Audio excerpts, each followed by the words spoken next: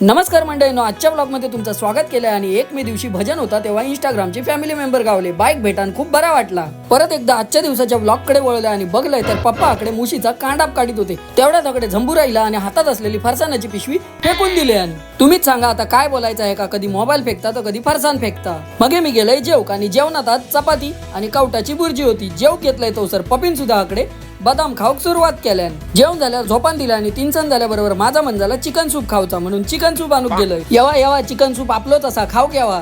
खळ्यात जाऊन बघले तर सगळे बारके पोरगे मिळून वांडर माऱ्यांचा खेळ खेळत होते. वांडर एक आणि वांडर मारे अनेक. वांडर माऱ्याचा खेळ बघून झाल्यावर आवचीन माका म्हटल्यान जा आणि आधी मिक्सरचा भांडा रिपेअर करून घेऊन ये. मार्केटमध्ये गेले आणि बघले तर दुकानवाले काका मे महिन्याच्या सुट्टीत गेले होत, म्हणून मी जात नाही, माझ्या घराकडे येलोय. खळ्यात जाऊन बघले तर प्रणाली ताई झंबुरा काहीतरी काम सांगत होते. ऐकलं नाही म्हणून गोड गोड पापी दिल्यान आणि मतल्यान वाटेक लाग. तकडेसून मी गेले पावसकर कम्प्युटर क्लासेस का आणि बघले तर एकच विद्यार्थी होतो. बाकीचे सगळे विद्यार्थी मे महिन्याच्या सुट्टीत आपापल्या गावात गेले.